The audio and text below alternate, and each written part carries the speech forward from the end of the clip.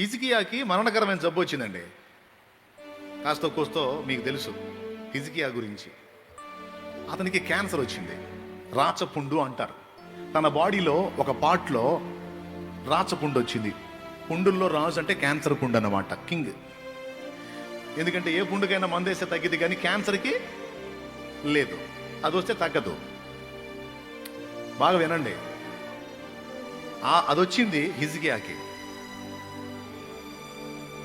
ప్రార్థన చేసి ఉంటాడు, ఏందయ్యా ఇదేం తగ్గట్లేదు, ఎన్ని వైద్యాలు చేశారో రాజవైద్యులు, ఎంత వైద్యం చేసినా ఇది తగ్గట్లేదు ఈ క్యాన్సర్ పుండు, అసలు నేను బతుకుతానా పోతానా అని అడిగాడు. అప్పుడు దేవుడు ప్రవక్త అయిన యెషయాను పంపించాడు. ఆ యెషయా వచ్చి, హిజ్కియా నీకు వచ్చిన జబ్బు నీ మరణానికే వచ్చింది, ఇక నువ్వు దేవుని దగ్గరికి చేరతావు గనుక నీ ఇల్లు చక్కబెట్టుకో అన్నాడు. అప్పుడు హిజ్కియా ఏం చేశాడు? అయ్యా ప్రవక్త గారు, యెషయా గారు అలా అన్నవాకండి, స్వస్థత ప్రార్థన చేయండి అయ్యగారు, చేయండి అయ్యగారు అని ప్రార్థన చేయించుకున్నాడా? మీకు దండం పెడతా చెప్పండి, ఎక్కడుంది ఆ మాట?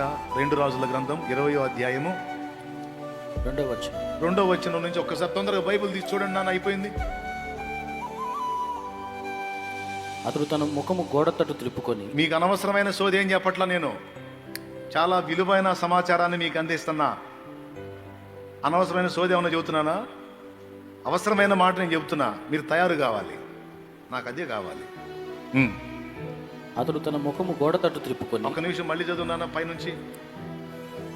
2 రాజుల గ్రంథం 20వ అధ్యాయం 1వ వచనం. ఆ దినములలో హిజ్కియాకు మరణకరమైన రోగము కలుగగా ఆమోజు కుమారుడును ప్రవక్తయునైన యెషయా అతని యొద్దకు వచ్చి, నీవు మరణమవుచున్నావు, బ్రతుకవు గనుక నీ ఇల్లు చక్కబెట్టుకొనుమని యెహోవా సెలవిచ్చుచున్నాడని చెప్పగా, అది ప్రవక్త వచ్చి చెప్పింది ఏంది? అబ్బాయి హిజ్కియా, నీ పని అయిపోయిందయ్యా, నీకు వచ్చిన జబ్బు తగ్గటానికి కాదు, నువ్వు పోవటానికి వచ్చిందంట, ఇంక అయిపోయింది నీ టైము, దేవుడు చెప్తున్నాడు ఇల్లు చక్కబెట్టుకోయా అన్నాడు. అంటే ఇంత అప్పగింతలన్నీ చూసుకో అని.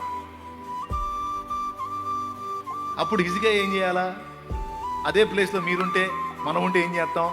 అయ్యా అయ్యా అయ్యా అయ్యా పాస్టర్ గారు, అయ్యా అయ్యా అయ్యా పాస్టర్ గారు, ఆగయ్యా నీ దండం పెడతా, నీ కాలు పట్టుకుంటా, నీ కాలు మొక్కుతా, కొద్దిగా ఆగయ్యా పాస్టర్ గారు, ఆగయ్యా, సావు కబురు చల్లగా చెప్పిపోతున్నది ఏందయ్యా, అట్టగాళ్ళయ్యా నాకు తగ్గాలని ప్రార్థన చెయ్యయ్యా.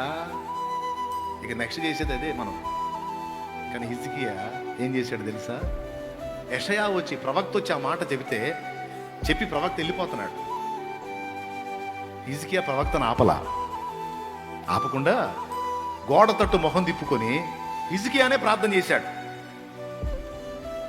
ప్రభువా యెహోవా, యథార్థ హృదయుడనై సత్యముతో నీ సన్నిధిని నేను ఎట్లు నడుచుకుంటునో, నీ దృష్టికి అనుకూలముగా సమస్తము నేను ఎట్లు జరిగించితునో, కృపతో జ్ఞాపకం చేసుకోనమని హిజ్కియా కన్నీళ్లు విడుచుచు యెహోవాను ప్రార్థించెను.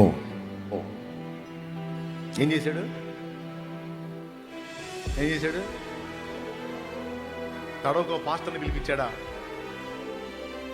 స్వస్థత ప్రార్థన చేసే పాస్టర్ ఏడున్నాడు? దేవులాడా? మా చెప్పురా తల్లి. లేకపోతే కనపడే వాళ్ళందరికీ అయిపోయింది నా పని అని చెప్పి ఆడవటం మొదలు పెట్టాడా? ఏం చేయలే, తనే ప్రార్థన చేశాడు. తనే నోరు తెరిచి, దేవా ఏమిటి నా పరిస్థితి అని దేవుడికే మొరపెట్టాడు. అరే ఎంత స్పీడ్గా జవాబు వచ్చిందో తెలుసా? వచ్చి చెప్పిన ప్రవక్త పూర్తిగా రాజభవనం దాటి వెళ్ళకముందే మళ్ళా యెహోవా వాక్కు ప్రత్యక్షమైంది ప్రవక్తకి. యెషయా చిత్తము ప్రభువా, నీవు నా ప్రజల అధిపతి అయిన హిజ్కియా వద్దకు పో. చెప్పొచ్చానయా? నువ్వు చెప్పావుగా బతకవు అని చెప్పని చెప్పావుగా, చెప్పొచ్చా? కాదు, ఇప్పుడు ఇంకో మాట చెప్పుకో. చిత్తం చెప్పండి, ఏం చెప్పాలి? నీవు కన్నీళ్లు విడుచుట నేను చూచి తిని, నీ ప్రార్థన నేను అంగీకరించి ఉన్నాను, నేను నిన్ను బాగు చేసేదను. హిజ్కియా, ఇంకా 15 సంవత్సరముల ఆయుష్యము నీకు నేను ఇస్తానని చెప్పవయ్యా అన్నాడు.